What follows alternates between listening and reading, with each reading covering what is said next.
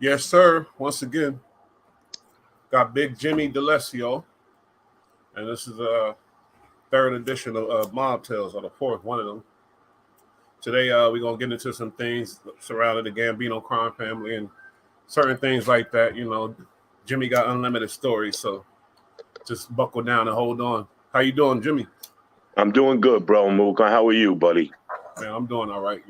Yeah, it's weird. We were just talking about how people, want to know this stuff, but it is real life, and it's right around the corner from everybody.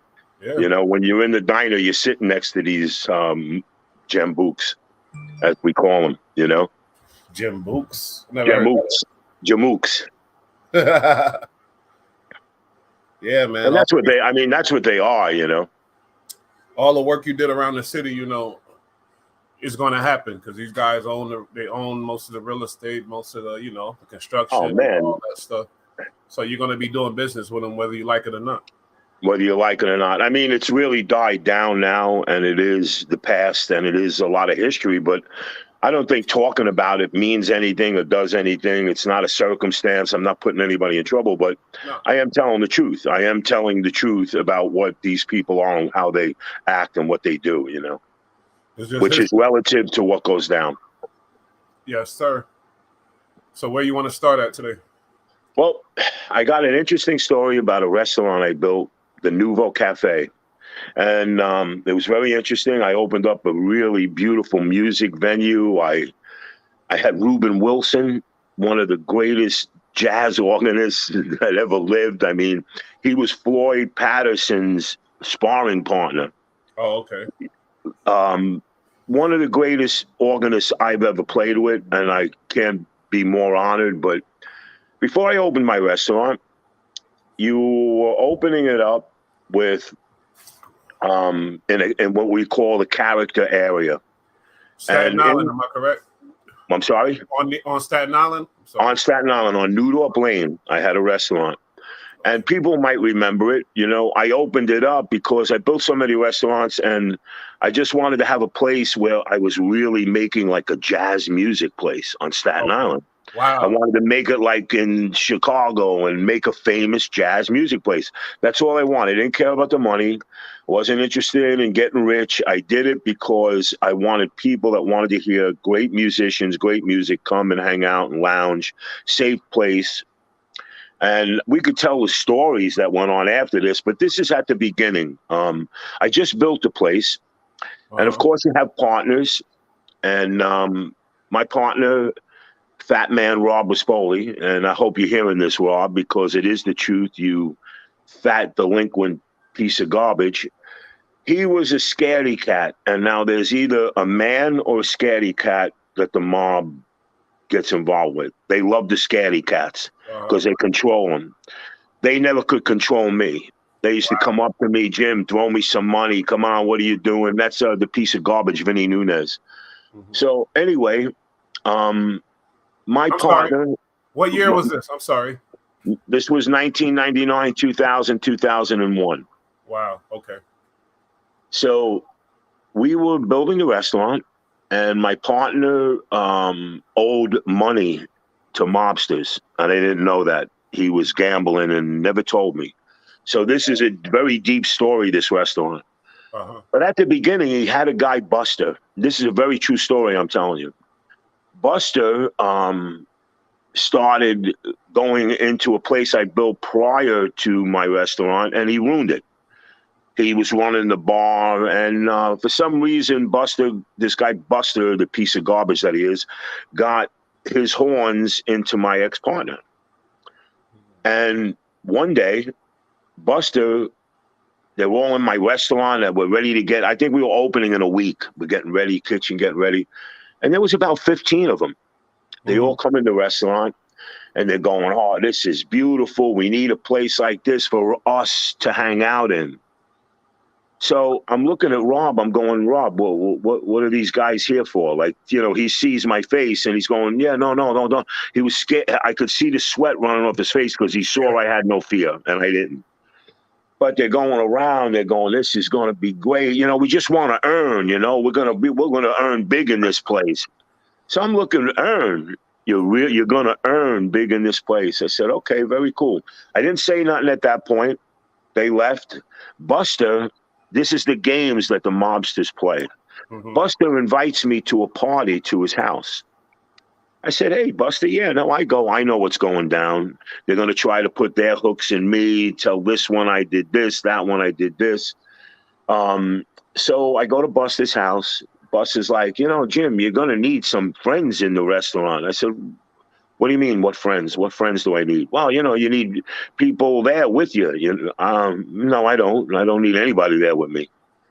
So what was very funny is we're all sitting up, and a guy, how guys spin their keys on their finger? Uh-huh.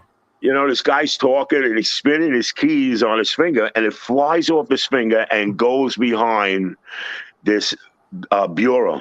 And the bureau is filled with dishes, and it's fucking heavy, Mook. Oh, wow. So he flings his thing, and they're all talking to me like, we're going to, we should call. Yeah, they were trying to get a hold of me so they could take over my restaurant like I was some kind of wussy. So all of a sudden, my keys, how do I get my keys? That those Sheffield mob talk. How do I get my keys? Look at this. What a dummy I am. I spin it on my finger, and they're laughing. 8 of them could not move this dresser. This is what I'm telling you right now is the honest to goodness truth. If there is a God, then God, I'm telling, this is what happened. But these they probably didn't want to do the work and were acting like they couldn't move. But I believe you. I think they couldn't move because I know they all weak kind of guys. But before you continue, Jimmy is a master builder, master carpenter, master construction, all that. So I'm sure it was a nice establishment. So get that in your head and try to imagine the scene. Like he comes from fine work, so he does real good shit, and he's a very, very talented, skilled craftsman. So that's right, bro. So let him finish. I'm sorry, yo. Go ahead.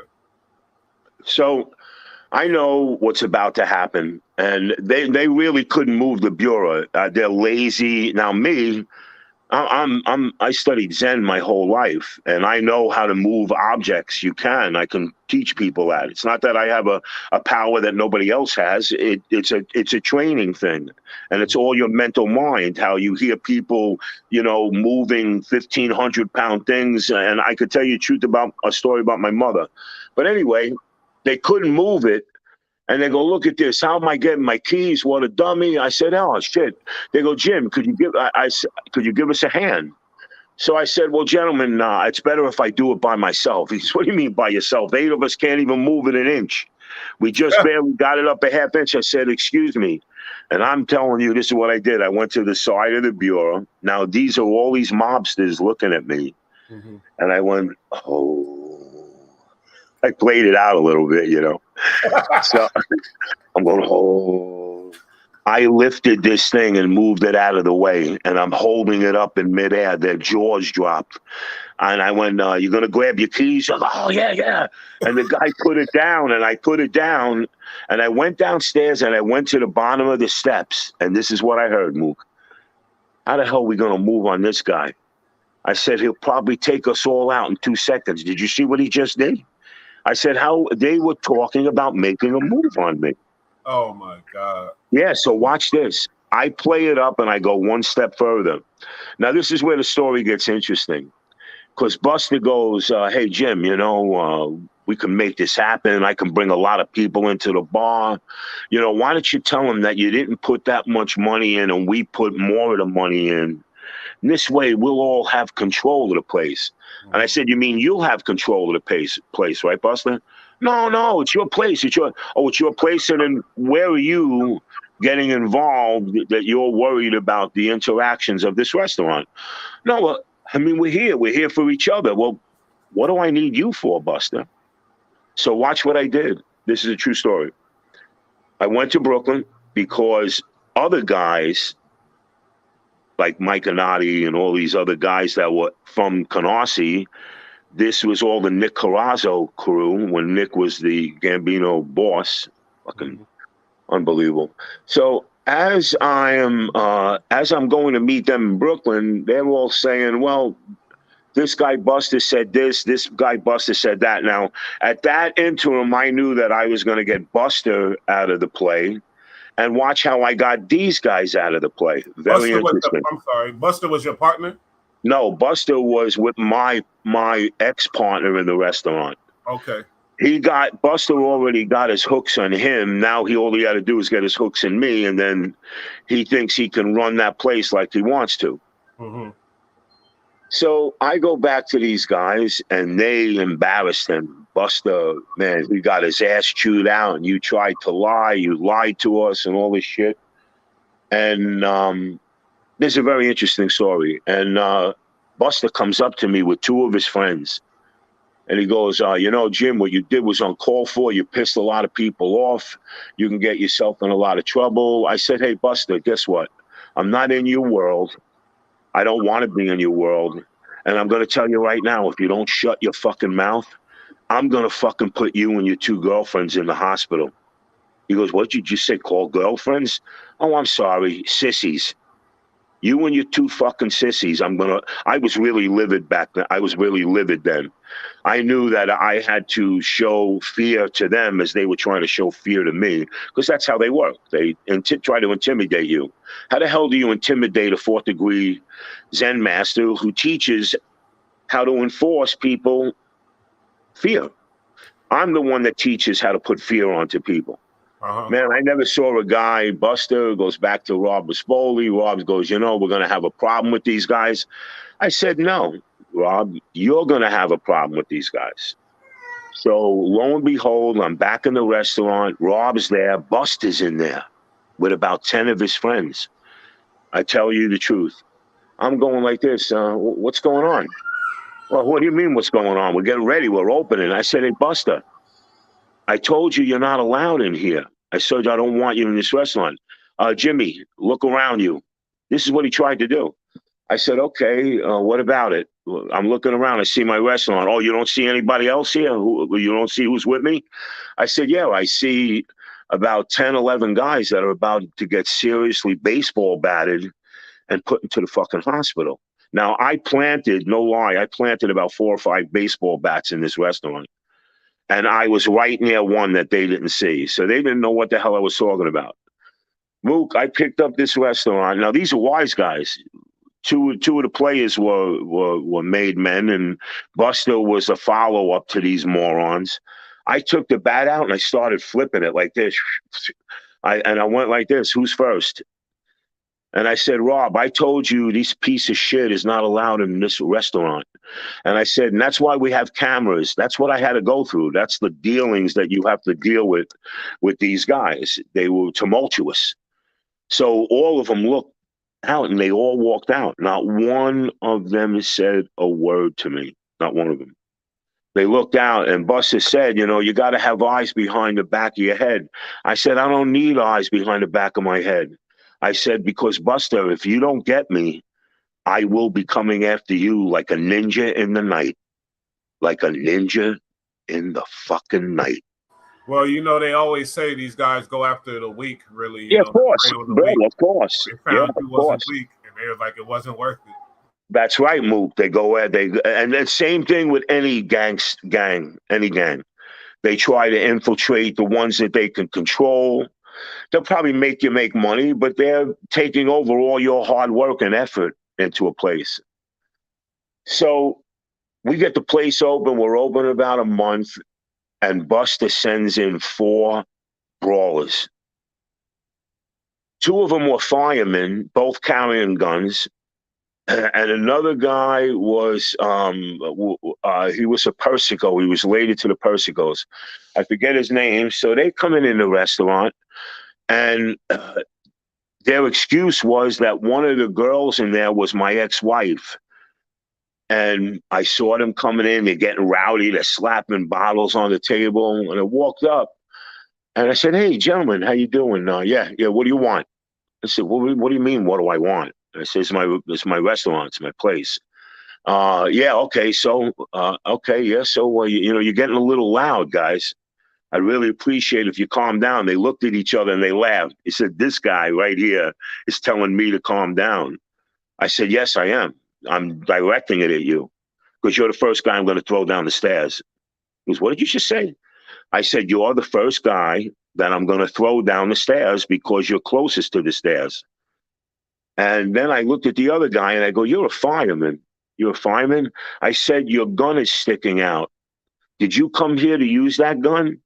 And he looked at me, he didn't say a word. They thought I was nuts. And one of the guy goes, well, that's my ex-wife over there. Well, your ex-wife is welcome here and her new boyfriend are welcome here, but you're not welcome here. He goes, well, I got 2 drinks coming. I got a drink. I just brought these guys around. Did you? I went to the bartender. I said, give these guys their money back. Give them their money back from the first drink they had. And I gave the bartender $20. This is a tip for you from these gentlemen. Now I'm going to ask you to leave. The 4 of them, 2 came around my left side, and the other one came around my right side, and the guy that I was confronting with stayed right there. They were in there to brawl with me and give me a beating. I back kicked the guy behind me, and at the same time, I groin kicked the guy in front of me. I spun around to my left, and I threw that guy into the guy that was on my right. At that point, the guy that I back kicked, I smashed his nuts. He had to be in so much fucking pain. It was unbelievable.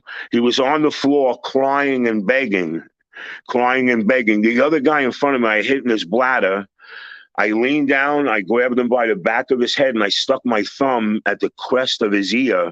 And that's very painful. I don't know if you want to try it, but it's very painful. You grab the crest of the ear with thumb, and then you pull on the hair. You literally can rip somebody's ear out of their, off their face. This guy was hysterical crying. The other 2 guys hit their heads. They were still like dazed. And I said, I'm going to give you the count to 3 for all 4 of you to leave this restaurant, or there'll be ambulances coming for you. And I said, and you tell Buster, now I'm going to be looking for him. Let me tell you, bro, there was an uproar. This guy comes in. Gentleman was a gentleman. He was a real deal from Brooklyn. He apparently was handling Buster's affair. They called him Mikey Glee or something. I don't know what he did. He had some kind of business with some kind of glitter and shit like that for this. He was doing very well, but he had a legitimate business, but he was a mobster nonetheless. He come in and he actually said to me, I want to apologize. You're a man, you're a gentleman. Here we are. They got a little out of hand. And I said, well, Buster did send those guys in here, right? He said, yes, they did. He was going to send a few more. I said, it wouldn't have mattered. It only gets me angrier when there's more. And I'm more focused. And I stopped with those 4. If there was more, I wouldn't have stopped. I would have went into annihilation mode. I would have really done damage because that's my motive. Wow. If I'm being attacked. And he goes, no, you're not going to have no trouble from us. And I wanted to ask you if I wanted to bring my wife here. And I said, sir, you are more than welcome. And let me tell you, when I had my restaurant, you remember the guy that shoved that suction up Abner Lewina's ass, that cop? Yeah. He was in my restaurant, okay? He came in my restaurant. I told him to leave. Right in front of everybody, I said it out loud. I said, I don't want people like you in my restaurant. Yeah, that's what's up. And guess what? Everybody got up and everybody clapped. My restaurant was doing great. Wow. So wait, the first guys that tried to lean on you were associated with the Gambinos. Oh yeah. He was that it got physical. This was the Lucchese family. So basically they figured, this still is wide open. No, and they came in after the Gambinos. Yeah, Buster sent them in to shake me down, like to bust my balls, so like I would need help in here or people to come and be by my side. I actually had FBI agents watching some mobsters in my restaurant. I knew they were FBI because I saw the crest of their badge and I knew that they were watching these guys, and they wound up arresting them. I used to get a lot of mobsters in my restaurant. Yes, there was a ton of them. Yeah, you was in the home of it. Yeah, one day, the guy is he passed away. He was a very heavy set guy. He was a fish guy. So he comes in and Rob never paid him the fish. Then he starts talking bad about the owner. The owner of the building is a very established businessman. So he turns around and he starts trying to haggle me and tell him that I got to pay the bill. Meanwhile, we paid him the bill. He was shaking me down to try to get $5,000 out of me. Hello?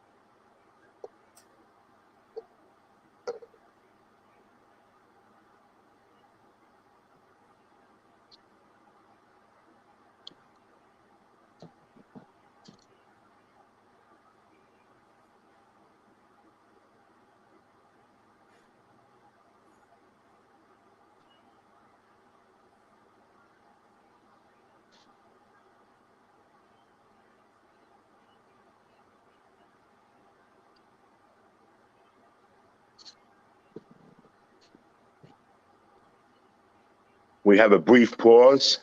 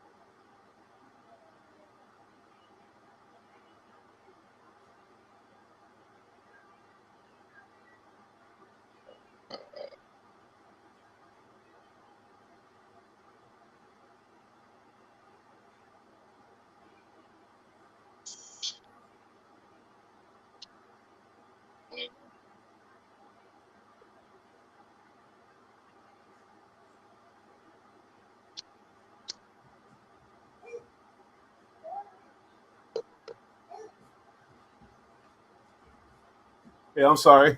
You could have No, cut. don't be silly. We got some So, questions Mook, and stuff, but my partner Rob was going behind my back buying fish from his guy that was hooked up with Buster. This was their crew. And meanwhile, I was buying fish from the owner because I was getting quality fish. I was paying a little bit more for it, but my partner was paying a debt. He was paying a debt and using my restaurant. I'm going to tell you another story, which is really crazy. So this owner, this guy that was selling me the fish started bad mouthing the owner. Now, I'm not a rat, but when somebody's bad somebody on their property, you got to let that person know that this guy is a dirty doer. So I was very good friends with the owner. We respected each other. He said, Jimmy, you're a gentleman, you're a man. Now, playing in that world, yeah, but a complete gentleman. One of the nicest people I ever met. Really, very, very classy guy. So I said, hey, John, look, because here's the problem. If somebody happened to be there and they heard him saying that and in front of me and I didn't say nothing to him, that guy's going to look at me and say, why didn't you tell me, this guy did this? Because my restaurant was packed and he's opening his big fat mouth like a jerk. So I went like this. I go, there's a lot of people around. You never know who you're talking to. So I knew the smartest thing to do was tell this guy, John, hey, this is what went down. Well, did he beat the living fucking piss out of this guy? I mean, beat the shit out of him. So he None of did these that people, right there in the restaurant? no, right outside the restaurant. Right outside the restaurant. He saw him coming in. I never bought, I used to go through hell for my partner. My partner was stealing so much money. I had wise guys coming down on me, asking me for money. One wise guy actually said to me, I paid him like a gentleman, here's your money. And the other guy goes, well, what about the other half? I said, you're going to get that from Robert. Robert? I said, yeah, Robert's the one that brought you in. You get it from him. I'm not giving you another dollar. If you have a problem with that, do what you got to do, my brother. I walked out. I never heard from him again. They were all full of shit. So I ran into them. I spit on the ground. That's a disrespect mark of you're a piece of shit, when you don't look at a guy. And I spit on the floor and I said, and I looked up at him. Yeah, I went, pooh. And I pointed at it. That's you. Like, that's you. But that's what you had to do with these demons. I call them fucking demons because they are lowlifes. They're fucking lowlifes. I don't care who you say, who's this one, that one. They hide behind a gun. They're fucking cowards. When they're only tough when they're with 10 or 11 of their friends. And then at that point, I've proven them wrong that don't even matter. Because when you know how to fight, you know how to subjectively scramble people's brains, it's pretty easy. It really is. It's pretty easy. But, my restaurant was really tumultuous. You remember Big Ange from Mob Wives? Mook, I can't hear you. Yeah, I remember her. Yeah, for sure. I worked with her too, also. Yeah, That's crazy. The stories about the restaurant. I want to hear more about it, but got a couple questions just to break things up a little bit. Hold up. James Hudson. He wants to know: have you ever been to Gotti's Social Club, the infamous Raven Night in Little Italy? That's an interesting story. I actually was there when nobody was there. Where I actually helped my friend who supplied games to him, like like the little money, the pony games, and you're betting on gambling on cards. And I remember helping him bring a card machine, but I was never ever there when somebody was there. There was one guy and he let us in, the porter and the guy that's cleaning up. We put the machines in and we left. That was my experience with the Raven Night Club. And that was 1987. My son was just born. Wow. So how did it look? What was it?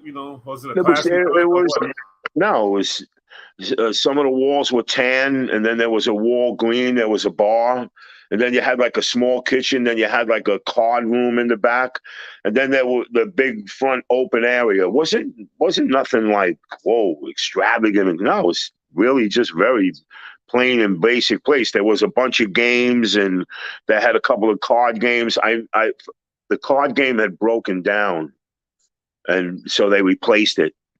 My friend owned a vending company right in Brooklyn, right down the street from where the guy that robbed the Lufthansa Height. His place was right next door. So it's so fucking ironic, all this shit.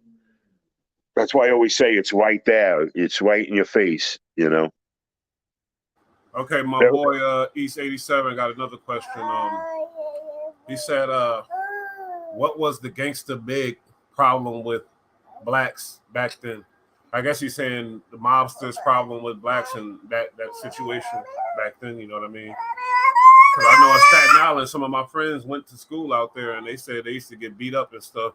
It was the Italian versus black thing for a minute. You feel me? I don't know. Yeah. Staten Island was notorious for that. You know what? I was going to Tottenville High School, and Tottenville High School was very mixed. And I was born in a mixed neighborhood. A lot of my friends were blacks, but one of the football players, one of the guys on the team with me, was a really great guy, really smart. He wound up becoming a doctor, but he was really just a great guy. I wound up breaking a fight on him. If that's what he's talking about, the problems between blacks and whites on Staten Island. Mook, you. Yeah, or maybe the relationship with mobsters and blacks. So like, why Oh, was okay, yeah. Well, it? hey, listen, and this is something really cool. There was a lot of mobsters on Staten Island that used the black gangs. Now, I don't know if they were Bloods or Crips, but they did use them for distributing a lot of drugs, and that was really bad. Right up the street from me, was the projects, and again, my neighborhood is extremely mixed. I'm like one of the fewest white guys here, but yeah, that was really notorious, and there was always a lot of gang fights, not out of Susan Wagner because it was prominently black and Spanish people. Curtis was a little tough because that was mixed, but just a lot of eccentric white guys, like these are supremacist groups, Their parents are entrenching them with bigotry, so they carry that bigotry out, through their life. But there was a lot of black and white crime with gangsters and black outfits like, hey, we're going to get you this, we're going to give you this, and you will give us back this. Like there was a lot of not exchanging of money. And I know that there was a guy, Reginald Peets, who got caught with that white guy that just got arrested for selling heroin. That kid Reginald was paying them guys like almost $20,000 a week. So you can imagine the money they're exchanging. But that went on a lot in Staten Island. Also, the Italian mob used black guys to do hits on people and like beat people up. And they also used the Spanish. There was a lot of Puerto Ricans too that were. But it was more the Italian mob with the blacks. Staten Island was notorious for that. They would always use bad dudes. I saw some of these guys. They never bothered me, but they were not nice guys. They were not, And that was a real big issue because when that guy Reginald Peets got caught, he never ratted on anybody. He never gave up. That guy in the mobster, but he wound up getting caught 2 years later for trafficking this shit, And it wasn't really like he wound up being that one now, the guy that they got, the Italian guy, is now an informant. He's helping them get other drug people because they let him off the hook. But that guy Reginald, he's gone. I think they put him upstate somewhere. Oh no, I'm sorry, he's in Marion. They took him to Marion. I knew this guy. Yeah. So do you think it was more business for them? Like in the rules, basically, their rules are, we don't mess do business with other races, or were they just really racist like that, or was it just like? Oh no. In the high schools, guys are doing business with. Come on, you can't tell me, Mook, I want to tell you something. When gangs, if you have an Italian mob and then they get in with a black mob, no, they do business. That's been going on since the 20s and the 30s. There's been black mobsters in Harlem and everything. I mean, they were controlling Harlem, but they worked with each other. But this has been going on for 100 years, man. This has been going on since the 1920s. But if you're talking about what went on in the high schools, I didn't like that. Because, all right, what people do for a living and what they do is their business. I mean that sincerely. I would never rat on anybody or cause anybody conflict. But when I was growing up, the high schools were bad. And Tottenville started bringing them in. They came in with buses from Mariners Harbor, a lot of black students. I had no problem with it, and a lot of my friends didn't. I was playing in ball with a lot of black guys, and even when I played semi-pro, the team was mostly black. We got along. We were like brothers, man. So to an individual, that's normal. It's normal, but these kids in the high schools, and they're mainly Italian kids. They're mainly Italian. Was so fucking fist fights. I saw, and I felt bad for the black girls that got involved in this. They got things thrown at them from, twatty little brats, little, white girls. And again, only sticking up when they're alone. Oh, it's a different story. So this shows you the mentality of the morons that are in this country. But Staten Island was notorious for fights between blacks and whites, especially in Susan Wagner High School, Curtis. Port Richmond was cool because Port Richmond was more a prominent black neighborhood, but again, the white guys were like brothers. That's what I loved about Port Richmond. They everybody had a togetherness, and they really were like equals. But I don't know what it is. There's a lot of bigotry on Staten Island. There was a lot of families and a lot of gangsters, a lot of guys that were in the mob. I mean, yeah, I saw all these guys all the time because there were so fucking many of them. Yeah. So many of them. That's crazy. One more. We got a question, then I'm going to let you answer it, but I'll be right back. Does he remember the racial tension in Howard Beach and Bensonhurst and the murder of Yusuf Hawkins back then? Okay. A friend, I talked to my friend about this a couple of years ago, and this is interesting that you're saying it. But Howard Beach is probably the most racially segregated area. Why?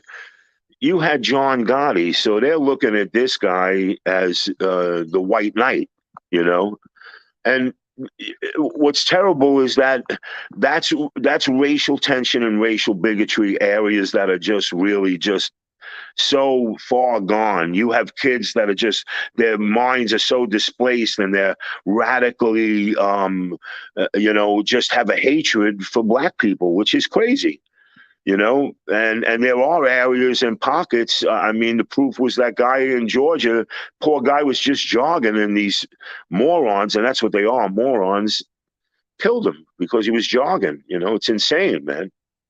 The whole idea of it is insane.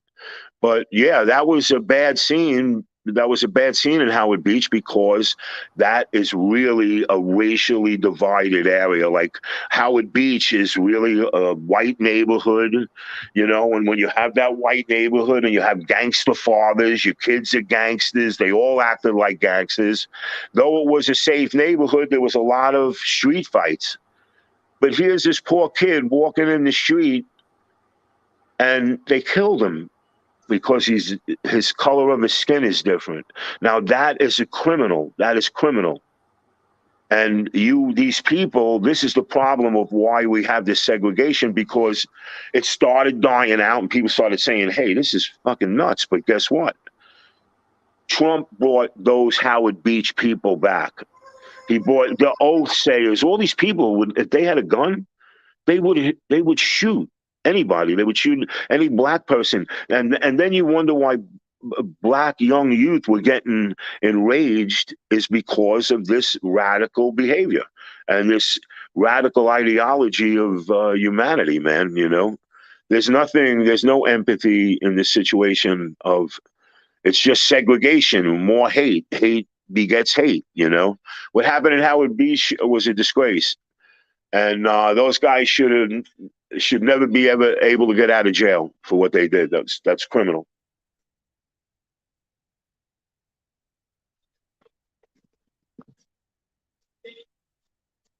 Yeah. So yeah, Jimmy, when I'm not here, the people here to hear your story. So when I'm not here, I still was talking on this one, Mook. I'm sorry. Yeah, no, I was doing it. But we're talking about Howard Beach, and his main question is, was it racially motivated? Is that what he really means? Of course it was racially motivated. If that was what he was looking for his answer, yeah, it's bigotry at its finest, man. Hey, guess what? Did you ever hear of the football player Ernie Davis?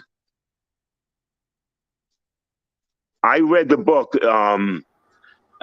It's actually one of the most amazing stories I ever read. He wound up winning the Heisman Trophy, and John F. Kennedy was president and wanted to shake his hand because his ability was beyond anything, But what we didn't have in New York, mainstream New York, in Manhattan, you didn't have a lot of that tension, that racial bigotry, because it was artists and dancers, and you had black ballerinas and white ballerinas, and nobody gave a shit, and everybody, and you could see it now. I was with my daughter last night. We went to Joe Shanghai's, and we saw mixed couples and black people with white people, and everybody's and you know, my daughter looks at me. She goes, "Dad, why isn't it night like this everywhere?" I said, "Because you have pockets of bigotry."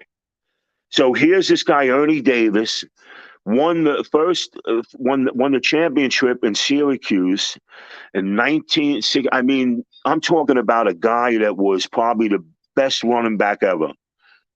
He couldn't go into a hotel in Texas. They put him in the back, and they made him go in the back door because they didn't want to scare the customers. He slept on a dirty cot in one room with two other players that were black on the football team. And Ernie Davis cried. He had to use the payphone out in the back and walk out, and he actually cried to his brother. When he won the Heisman Trophy and Syracuse kicked his, they were beating him on the floor. They were hitting him in the head when they tackled him. They were running after him and hitting him. They had so much hate, man. But guess what? They all go, and they were having, and if you ever watch the movie, The Express, it'll tell you the whole book. The book is much better, but the movie is pretty damn good. He actually died of leukemia, the poor guy, but one of the great, he was the struggler of what I'm mentioning about Howard Beach. That's the hatred in Texas is the same as Howard Beach. And this is it's pocketed over here. It's pocketed over there. You have people hanging Trump signs and giving Heil Hitler symbols. What are we going back to the 30s and 40s? We start to become brothers. You know, yeah, that's how radical it is that he's thinking about that so long ago, because it affects us. It affects us all. If you're a normal human being, how could it not affect you? You know? And what's very sad is that these idiots are motivated to do that. Just think about that. They're out to do that. They're not trying to educate themselves, man. And then they realize when they get older, what the hell was that all about? Why did I do that? Why did I act like that? Oh, yeah, for sure. And I want to tell you, you know what? I walked in, I don't know if I told you this story. There was a young black kid walked in he had two concrete columns, and he was looking for the pyramid top with the rectangle. You know, he wanted to get it replaced. So I'm in there, and the Indians, we got this, and we can give you this. This young black man walks in, beautiful, sweet talking kid, and he goes, "Excuse me, yeah, we don't sell that." And I looked at the guy, and I looked back, and I said, "This mother son of a bitch." So I walk out, I grab the kid. He goes, "Hey, buddy." He goes, "Let me see what you know." He goes, "Oh, listen, I know where you can get this." I got right on my phone, and I called my friend Dale. I bought it for the kid. I said, "What's your address, kid?" "Oh, hey, listen, I don't know what to say." "You don't have to say anything. I'm helping you out." I said, "It's going to be delivered to your mother's house." The guy said, "Jimmy, anything for you." The guy comes running back out of the restaurant, out of his supply place. And he goes, "Hey, Jim, I would love to do business with you. We saw your website." And I looked at him. I looked him up and down. I looked him at the floor. I said, "Sir, you will never see me in the Laurie Hill quadrant again." And I said, "You're done." I said, "You're not even a human being." So this is what bothers me. This is the 21st century. Not even back in the Roman times was there discrimination against blacks and people. There was dignitaries that were taken over from, when Rome invaded, these people came, and they were now indigenous to Rome and Italy, and it was fine.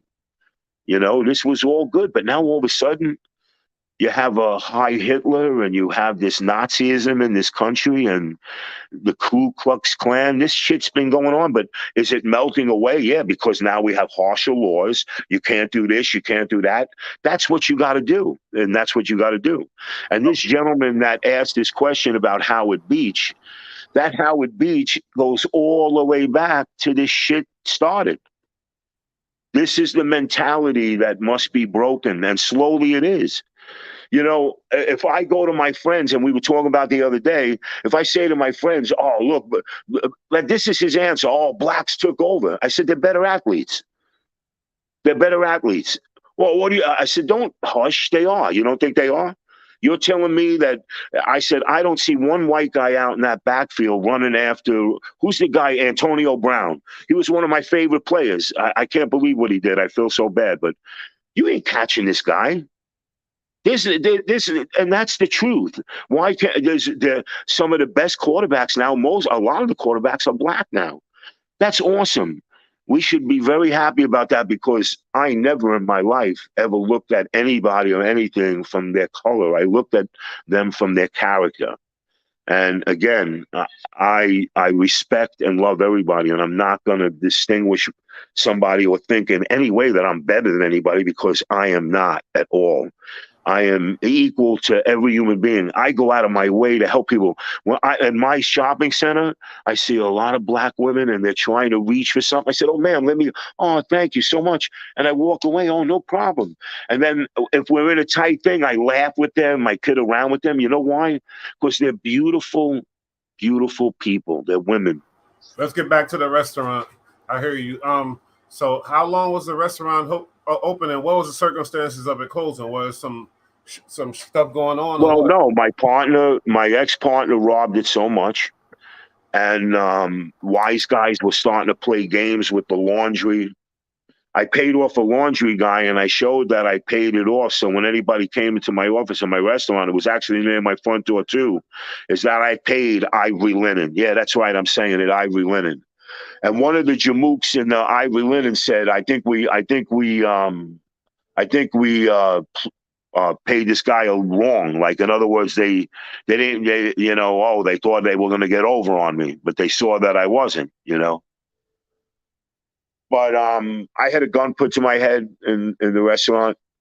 And okay, you got to go into detail about that story, because we want to know. Yeah. I was in my restaurant one night. I don't know. I think he was just he was a hitman. He got arrested. He's in jail for life now. And I don't remember his name. And that sucks, because I wanted to yell it out. But he actually was going like this, holding on to his lapel of his jacket. And he's going, Jim, you burn bridges. I said, sir, why would I want to go over a bridge that I can get thorns from, or I can get splinters from? I'd rather blow it up and never walk on it again, because I care about my feet. So he goes, I get it. I go, but you're making a lot of enemies. I said, no. I said, I'm just sticking up for myself. I ain't making no enemies. They're making the enemies. They're the haters, So he opened up his jacket. He goes like this with his lapel, and he opens up his jacket, and he lets me see his gun. And he takes it out, and he points it at me. Mook, that split second, I hit the bartender with his gun. I hit him right at the crest of his hand. And anything you have in your hand, if you ever hit your hand, you see the end of your palm? Hit your hand on the end of the palm, your fingers automatically release.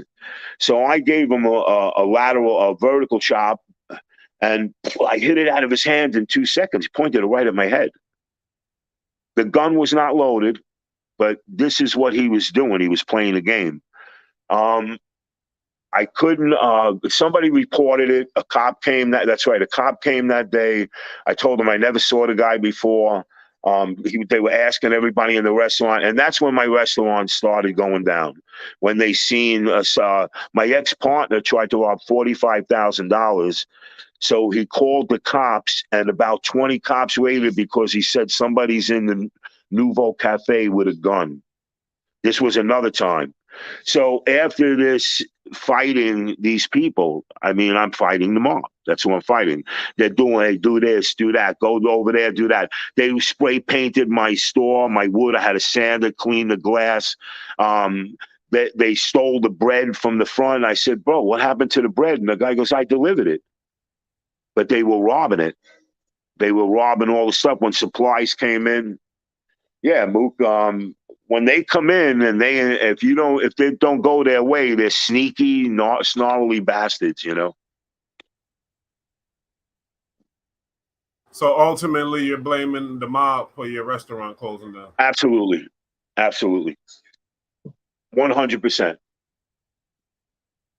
100% from my partner paying off the guy, the loan shark that he owed money to the guys coming in the restaurant trying to take over the restaurant, to people being afraid because, I heard there was guns. Once that happens, once you go ahead, I heard there was guns in the Nouveau Cafe.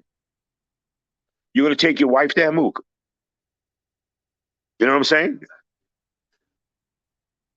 They're going around telling all these things. And meanwhile, Ruben Wilson, who I jam with, which nobody will ever take that away from me, people to this day meet me, go, man, he goes, Jim, you had the best restaurant. That place was awesome. He goes, you had I had Scott from the Stevie Wonder band. I mean, I had Ray Scott. I had all these awesome musicians, and it was ass kicking. It was an awesome lounge. I got to find pictures, Mook, to show you. It really was an amazing place. It was very Art Nouveau. But damn, man. Yeah, it was mainly the mob not delivering linens. Don't deliver linens to this guy, threatening the guy that I went to get linens from. I went to a guy in Jersey. They watched him. They threatened him. He didn't deliver it anymore. I was dealing with that shit my whole life. I never told you about the ICP building. That's another whole story in itself. That's some rich ones, man. That's got some bite and some big names to it. But man, I was. That's next week. Then we'll get into that. Yeah, there was this guy, Ronnie One Arm, too, that because he couldn't shake me down, was telling people not to go to the place, go here, go to the bistro. Ronnie, Staten Island was painting place in a very negative way. It was horrible, man. It was horrible. But, I'm away from all of that because I mind my own business and I remain an artist. But you cannot forget these stories because they really are what went down, Yes, sir. Man, that was good stuff. Jimmy. I'm going to have to close this out in a minute. I got some technical issues, but that was a great episode. We did over an hour. If you got some last words, go ahead. You know what I mean? Everybody be happy, healthy, be well, believe in yourself, and never give up, man. Yes, sir. And appreciate all the people tuning in, and appreciate James Hudson always, and my boy East 87. Shout out to everybody. Big Jimmy, Mob Tales. Ciao. Check us out next week. We out of here.